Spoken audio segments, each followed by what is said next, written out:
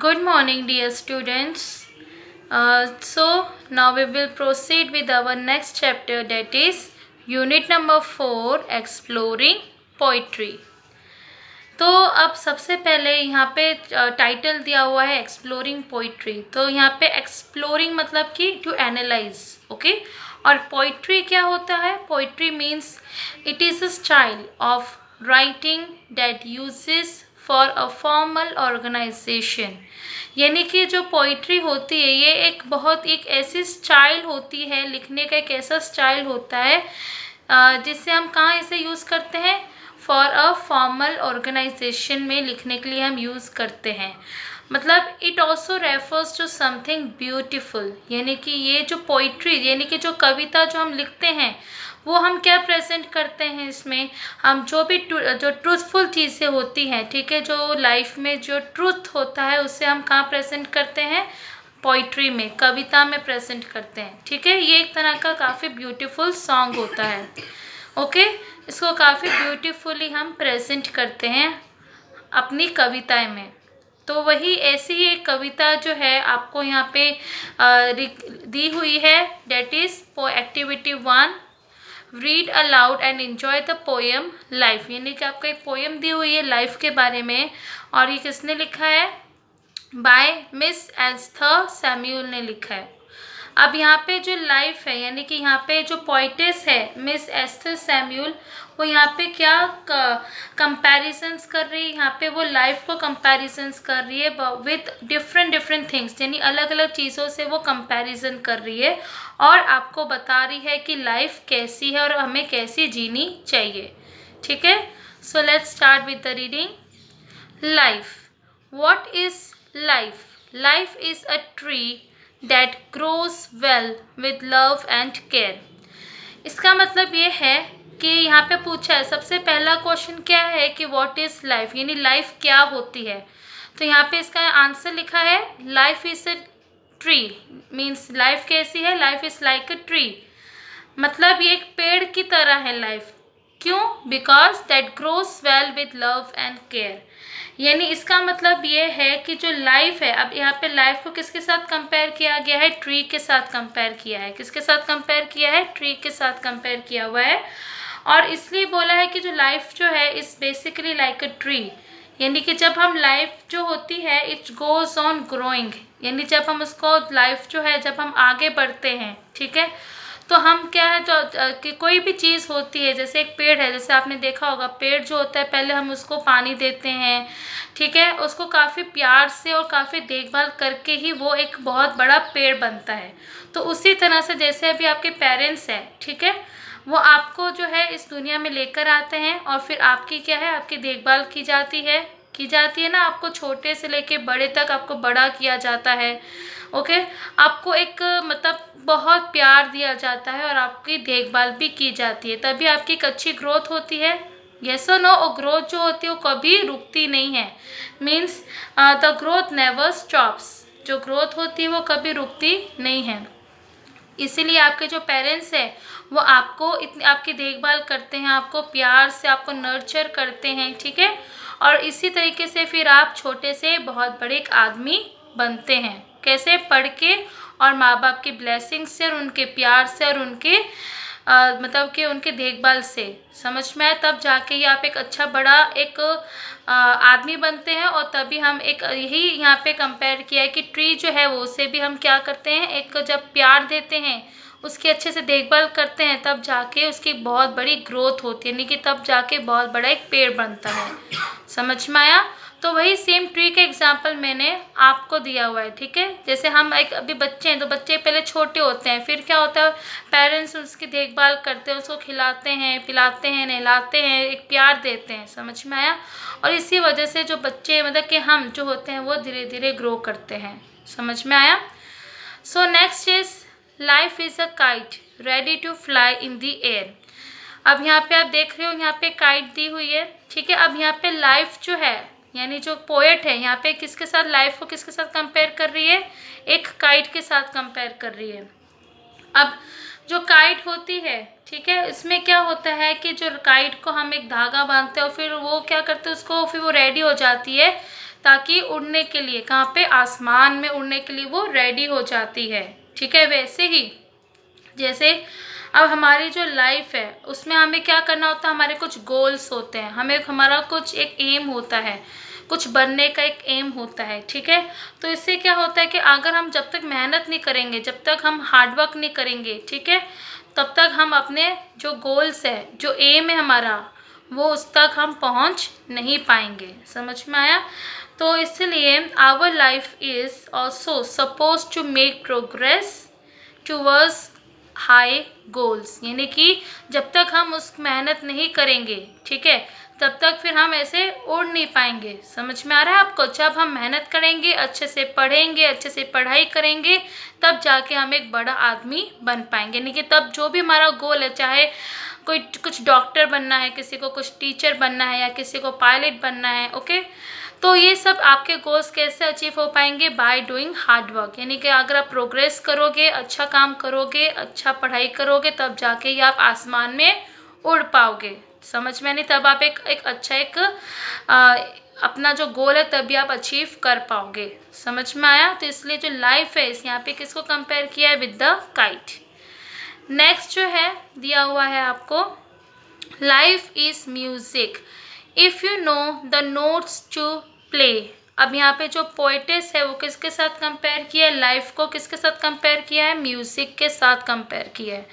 ठीक है, अब यहाँ पे म्यूजिक क्या होता है? जब भी ये म्यूजिक कब इंटरेस्टिंग बनती है? जब उसके जो नोट्स मतलब कि जब उसका सिंगल साउंड जो होता है, जो ट्यून होती है, वो काफ़ी ज़्यादा एक बहुत ही एक प्लेजेंट साउंड क्रिएट करती है, यानी कि काफ़ी एक सुंदर मधुर गीत बनती है, तब जाके हमें वो सॉन्ग्स इंटरेस्टिंग लगता है, म्यूज़िक इंटरेस्टिंग लगता है। येस और नो? तो वैसे ही अगर वो जो नोट्स होते हैं, ठीक है, यानी कि उसको अच्छे से नहीं, अगर नोट्स जो है उसकी ट्यून अच्छी नहीं होगी, राइट नहीं होगी, तो क्या होगा? म्यूज़िक जो है वो कैसा साउंड क्रिएट करेगा? अनप्लेजेंट साउंड क्रिएट करेगा। समझ में आया? इसीलिए मतलब इसमें आपको ये बोला है कि म्यूज़िक जो है वो हमारी लाइफ में क्या लेकर आते हैं? एक जॉय लेकर आते हैं। इट ब्रिंग्स जॉय, यानी कि खुशी लेकर आते हैं हमारी लाइफ में। ठीक है, अगर हम उसको अच्छे से प्ले करेंगे, अच्छे से उस नोट्स को बनाएंगे, ट्यून बनाएंगे, ठीक है, तो क्या है, हमारी जो लाइफ है बिल्कुल स्मूथ चलेगी। समझ में आया? तो इसीलिए जो पोएटेस है वो लाइफ को किसके साथ कंपेयर कर रही है? With the music. नेक्स्ट आपको दिया हुआ है, life is a road with twist and turns on its way. अब यहाँ पे पोएटेस जो है वो लाइफ को किसके साथ कंपेयर कर रही है? एक रोड के साथ, यानी एक रास्ता है। अब जो रास्ता तुमने देखा होगा कि जो रास्ता है वो कभी भी स्ट्रेट नहीं होता, उसमें कभी ना कभी कोई खड्डे होते हैं या कोई बम्पर आ जाता है। ये सो नो, मतलब यही सेम क्या बताया कि जो लाइफ है इसमें अप्स एंड डाउन्स आते ही हैं, यानी कि ट्विस्ट एंड टर्न्स, यानी अप्स एंड डाउन। कभी अच्छा है तो कभी बुरा भी आता है। अगर अच्छा वक्त आया है तो कभी ना कभी बुरा वक्त भी आता है, अगर बुरा वक्त आया है तो कभी ना कभी अच्छा वक्त भी आएगा ज़रूर। ठीक है, तो इसलिए यहाँ पे ट्विस्ट एंड टर्न्स जो है, यहाँ पे क्या बता रहा है कि जो रोड है, it will does not go straight, not in a simple way, it's a way of full of struggles, यानी कि जो वे है उसका पूरी तरह से जो रास्ता है, ठीक है, वो पूरी तरह से एक स्ट्रगल है। समझ में आया? यानी कि कभी हमेशा का अप्स एंड डाउन्स होते ही होते हैं लाइफ में। समझ में? वो कभी जो रास्ता है, जो रोड है, जो लाइफ है हमारी, कभी भी स्मूथ नहीं जाती, नहीं कभी भी स्ट्रेट नहीं जाएगी, उसमें कभी ना कभी अप्स एंड डाउन्स तो आएगा ही। ठीक है, प्रॉब्लम्स तो आएगी, ऑब्स्टेकल्स आएगा ही आएगा। ओके, तो इसलिए हमें क्या करना होता है कि जब भी हम रोड से गुजरते हैं तो हम अपनी लाइफ तो क्या होता है, खड्डों से, बम्पर से हम उससे गुजरते रहते हैं। इसलिए लाइफ जो है is like a road, okay, with twist and turns. समझ में आ रहा है कि तभी तो हम रास्ते में गुजरते हैं। लाइफ क्या है, अभी हम जो जी रहे हैं उसमें कभी ना कभी अच्छा वक्त, बुरा वक्त दोनों आता है, पर उससे हम गुजरते हैं, उससे फाइट करते हैं और फिर हम आगे बढ़ते हैं। समझ में आया? वॉट लास्ट में लिखा है, लास्ट स्टैंजा में, what is life? Life is what you make it your way.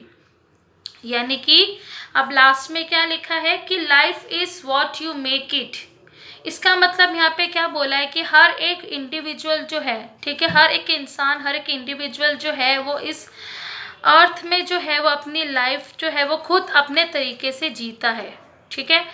अब इसमें यहाँ पे जो क्या बोला है कि हमें अपनी लाइफ को खुद अपने तरीके से जीनी चाहिए, समझ में आया? हमें अपनी लाइफ खुद बनानी है और हमें अपनी तरीके से उस लाइफ को जीना चाहिए। Okay, so everybody has derived meaning of life as he has thought fit and everybody has right to live his life in his own way। Okay, तो इसलिए हमें अपनी लाइफ जो है हमें अपने तरीके से जीनी चाहिए, समझ में आया? हमें किसी के दबाव में नहीं जीना है, हमें जो हमारा मन करता है हमें वो करना है, और जो भी आपके मतलब कि जो आपका गोल है उसको आपको बहुत ही हार्ड वर्किंग से उसको आपको अचीव करना है, ठीक है। इसलिए आपको जैसा चाहे आप अपनी लाइफ को जी सकते हैं, वो आपके ऊपर है कि आप कैसे जी रहे हो, ठीक है। तो समझ में आया आपको? तो ये थी पोएम अबाउट द लाइफ। तो I hope you understood well this poem. So now take out next page number, that is page number 36। Okay, so now take out page number 36, that is activity number 2। now यहाँ पे activity दी हुई है आपको कि visit a park and identify birds, insects, trees and flowers, note the details below.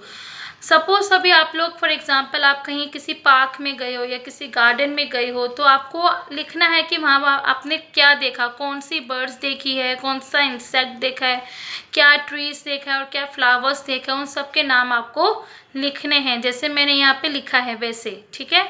जैसे birds में आप लिख सकते हो कि आपने पार्क में कौन सी बर्ड्स देखी है, तो पैरेट देखा, कुकू, माइना एंड क्वेल।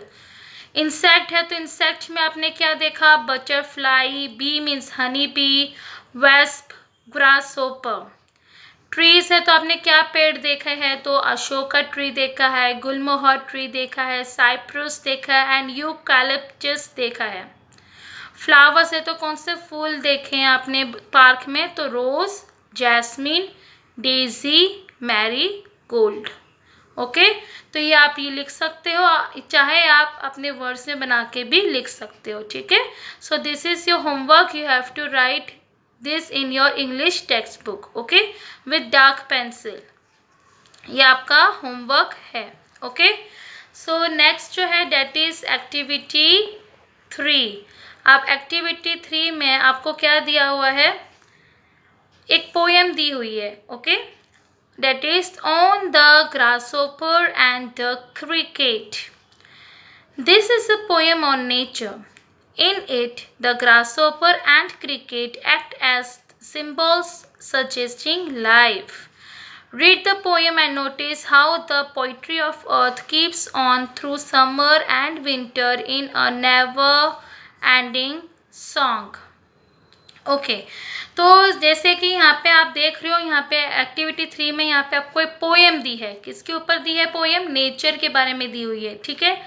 अब यहाँ पे आपको एक ग्रासहोपर है, ठीक है, और दूसरी तरफ दूसरे पेज में 37 पेज पे आपको क्या दिया हुआ है, क्रिकेट दिया हुआ है, सॉरी यहाँ पे आप देख रहे हो क्या दिया हुआ है, क्रिकेट दिया हुआ है, ठीक है, दूसरे पेज नंबर पे। तो अब यहाँ पे वो क्या कह रहे हैं, इसमें यहाँ पे जो है वो कहा जा रहा है कि जो ग्रासहोपर और क्रिकेट है ये कैसे एक्ट कर रहे हैं, एक्ट एज अ सिंबल्स, जो क्या सजेस्ट कर रहा है, लाइफ को, ठीक है। और ये जो पोइट्री है ऑफ अर्थ, ये क्या है, पोइट्री है अर्थ के बारे में, जो कि क्या बताती है, keeps on through summer and winter, जो कि नेवर एंडिंग सॉन्ग है। तो इसका मतलब, इसका इंट्रोडक्शन जो है वो मैं आपको बता देती हूँ। ये जो स्टोरी है ये कोई स्टोरी या एक कोई पोएम नहीं है। अब जो ग्रासहोपर आप देख रहे हो यहाँ पे जो ग्रीन कलर का दिया हुआ है, जो ग्रासहोपर है वो किसका सिंबल बता रहा है, यहाँ पे हॉट समर का बता रहा है, ठीक है। और यहाँ पे आपको दूसरे पेज पे जो ये जो इंसेक्ट दिख रहा है, ये एक इंसेक्ट है, क्रिकेट है ये, ठीक है। तो ये ब्लैक कलर का एक क्रिकेट है, और जो कि इसका क्या सिंबल बता रहा है, it is a symbol of very cold winter, ठीक है।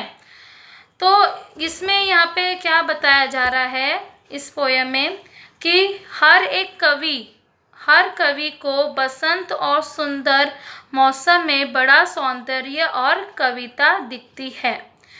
जो किक्टिस अलग है, ठीक है, किक्टिस जो होता है वो एक अलग इंसेक्ट है और उसे प्रकृति में हर मौसम में सुंदर लगती है। और इसमें गर्म यानी जो हॉट समर होता है और कोल्ड विंटर भी शामिल है।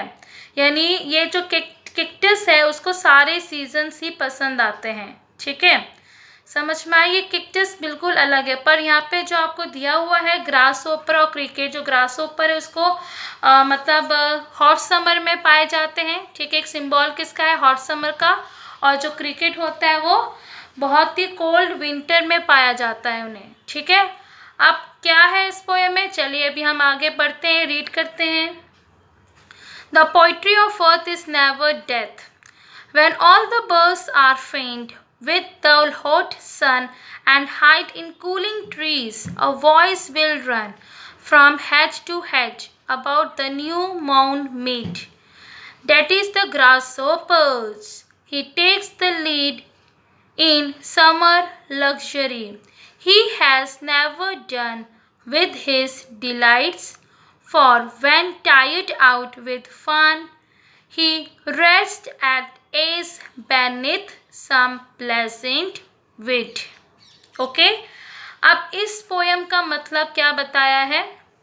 इसका मतलब ये है, अभी यहाँ पे जो है एक हॉट समर के बारे में बताया है। ठीक है, हॉट समर यानी कि जो गर्मी ग्रीष्म होती है, जो किसके रिलेटेड है? ग्रास ओपर के रिलेटेड बताया है। तो इसमें क्या बताया है कि जो पृथ्वी जो है लगातार गाती है, पंछी जो है वो गर्मी ग्रीष्म यानी हॉट समर में गाना बंद कर देते हैं। लगता है गर्म धूप में वे मूर्छित हो गए हैं। मूर्छित यानी वीक पड़ गए, फेंट यानी कि वीक पड़ जाना। ठीक है, वे ठंडे वृक्षों में छिप जाते हैं।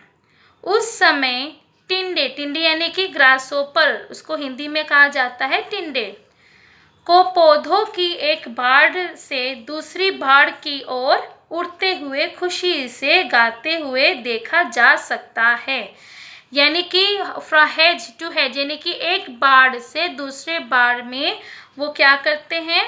पौधे की जो पौधे होते हैं प्लांट्स, वो खुशी उड़ते हुए खुशी से गाते हुए देखा जा सकता है। वह अंधक गाता ही जाता है, यानी कि बहुत ही डिलाइटफुली वो गाता ही जाता है। जब थक जाता है तब वह किसी जंगली पौधे के नीचे विश्राम कर लेता है। यानी कि जब भी ग्रासहोपर जो टिंडा होता है ये थक जाता है, तब वह किसी जो जंगली जो पौधे हैं, ठीक है, उसके नीचे विश्राम कर लेता है। समझ में आया आपको? तो ये था ग्रासहोपर। ठीक है, जो कहाँ कब पाए जाते हैं? On the hot summer. Okay, तो अभी हम नेक्स्ट देखते हैं, that is take out page number 37। अभी हम क्रिकेट का देखते हैं। ठीक है जी, तो ये रहा, रीड करते हैं। The poetry of earth is ceasing never on a lone winter evening when the frost has brought a silence from the stone there shrills the cricket song in warmth increasing ever and seems to one in drowsiness half lost the grasshoppers among some grassy hills. The poem is written by John Keats. तो अब इसमें क्या होता है, ये जो है it is for cold winter. Okay, अब जो क्रिकेट होता है किसके रिलेट होता है? इन द कोल्ड विंटर में पाया जाता है। ठीक है, तो अभी इस जो स्टेंसा है, सेकंड स्टेंसा, इसमें क्या बोला गया है? जो मतलब कोल्ड विंटर होता है, यानी कि जो अति सर्द शीत ऋतु में भी पंछी शांत होते हैं, तब पृथ्वी यानी जो अर्थ है, पृथ्वी भिन्न प्राणियों के द्वारा अपनी प्रसन्नता की अभिव्यक्ति करती है। यानी कि इसका मतलब ये है कि जो पृथ्वी पर, ठीक है, पृथ्वी पर एक काफ़ी ज़्यादा अभिव्यक्ति मतलब कि जब पंछी जो होते हैं, जब बहुत ज़्यादा ठंड होती है, ठीक है, कोल्ड विंटर होता है, तब बहुत शांत हो जाती है, साइलेंट हो जाती है, ठीक है, एक साइलेंस पकड़ लेती है। समझ में आया? तब बर्फ से भरे यानी कि फ्रॉस्टी यानी कि बर्फ से भरे शीत ऋतु में पूर्ण नीरवता दिखाई देती है। यानी कि on a Frosty winter day, जब बहुत ज़्यादा बर्फ से भरी हुई जो मतलब विंटर सीजन होती, जब विंटर का दिन होता है, तब क्या होता है, पूरे ऋतु में वहाँ पे एक अटर साइलेंस हो जाता है, यानी कि सब बिल्कुल शांत हो जाता है। तब क्या होता है, तब अचानक से इस सन्नाटे को तोड़ती हुई एक आवाज वृक्षों से नहीं बल्कि पत्थर से आती है। समझ में आया? यह किसी झिंगुर यानी क्रिकेट का संगीत है। क्रिकेट को हिंदी में क्या कहा जाता है? झिंगुर का संगीत है। प्रतिक्षण गर्मी में इस संगीत का स्वर ऊंचा होता जाता है। प्रतिक्षण यानी कि ये जो गीत है क्रिकेट का, वो धीरे धीरे क्या हो जाता है, ऊंचा होता जाता है, ऊंचा होता दिखाई देता है। लोग अपने घरों में इसे सुनते हैं, लोग जो है वो अपने घरों में सुनते हैं। जब अंध निद्रा यानी कि जब वो हाफ एस्लीप में डूब जाते हैं, तो किसी व्यक्ति को यह हरी भरी पहाड़ियों से आता हुआ किसी टिंडे का संगीत लग सकता है। टिंडे यानी कि जब वो अंध यानी कि जो भी कोई हाफ एस्लीप होते हैं, यानी कि जो अंध निद्रा में डूबे जाते हैं, डूब मतलब थोड़े से डूबे होते हैं, यानी कि जो आधा सोया हुआ होता है, तो उस व्यक्ति को क्या लग सकता है, जहाँ पे हरी भरी पहाड़ियों से जो किसी संगीत आता है, तो किसके संगीत का जैसा लगता है कि वो किसी टिंडे यानी ग्रासहोपर के संगीत लग सकता है। समझ में आया आपको? तो ये था पोयम, ठीक है, of on the grasshopper and the cricket. तो नेक्स्ट अभी हम देखते हैं, नेक्स्ट आपको दिया हुआ है एक्टिविटी नंबर 4, मैचिंग दी हुई है। ये मैचिंग नहीं है, ये एक मीनिंग्स है, ठीक है। ये मीनिंग्स जो है वो आपको लिखना है नोटबुक के अंदर, ये होमवर्क है, okay, you have to write in your English notebook. तो यहाँ पे आपको दिया हुआ है, मीनिंग्स दिया हुआ है और आपको उसको मैच करना है, ठीक है। तो मैंने यहाँ पे ऑलरेडी आंसर्स लिखे हुए हैं। जैसे फेंट का मीनिंग क्या है, वीक, तो यहाँ पे आपको 1 लिखना है। सीजिंग यानी कि स्टॉप एग्जिस्टिंग और happening. Wrought means brought about.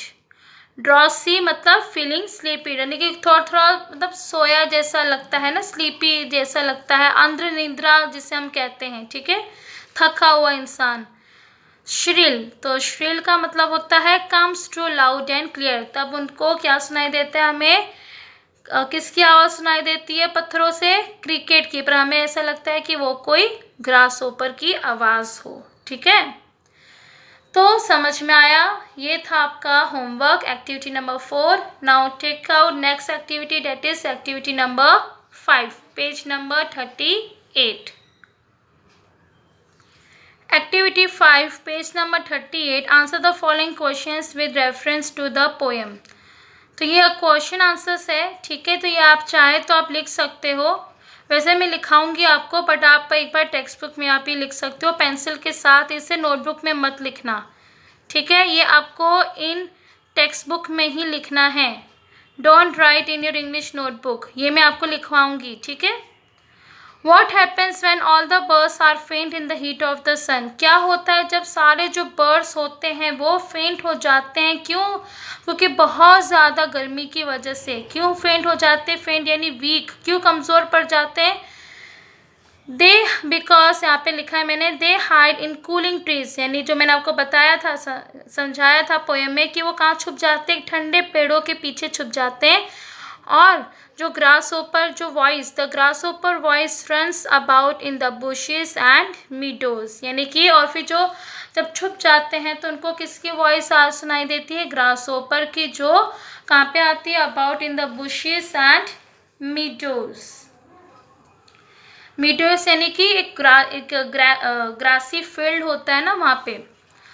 Second question, when can one here the cricket song, कब क्रिकेट की सॉन्ग सुनाई देती है? जब on a lawn winter evening when a Frost winter day, nobody comes out and silence prevails everywhere। यानी कि कब सुनाई देती है? जब बहुत ज़्यादा एक ठंड होती है, ठीक है, ठंड होती है, जब सब जगह एक बर्फ से भरी हुई एक शीत ऋतु होती है, तो पूरी तरह से यानी कि पूर्ण एक बहुत अटर साइलेंस हो जाता है, तब जाके हमें क्या सुनाई देता है? Cricket song. Next question number 3, he takes ... he takes the lead in summer luxury, who is he? अब यहाँ पे he कौन है? तो he कौन? he is the grasshopper। कौन है he? is the grasshopper। he moves about in the bushes singing song, यानी कि वो कहाँ मूव करता है? in the bushes, और तब उसकी गाने की आवाज़ सुनाई देती है। ठीक है, आपने सुनी हुई होगी कभी, सुनना ग्रास ओपर की मतलब सिंग, जब वो गाते हैं तो उनकी आवाज़ सुनना एक बार, ठीक है, काफ़ी मधुर आवाज़ होती है। ओके, तो ये था आपका एक्टिविटी 5, 1 2 3 4 5 हमारा कंप्लीट हो गया है। ठीक है, इसे मैं आपको दूंगी, तो आप इसे अपनी टेक्स्ट बुक में ही लिखना है, नोटबुक में आपको बाद में लिखाऊंगी। ठीक है, और एक्टिविटी 6, 7, 8, 9, 10 वो मैं आपको नेक्स्ट लेक्चर में पढ़ाऊंगी। ओके, टिल देन तब तक आप एक्टिविटी 1 2 3 4 5 अच्छे से कर लीजिए। ठीक है, और इस पोएम को आप दोबारा एक बार समझ लीजिए अच्छे से। Okay, so thank you and take care and have a nice day.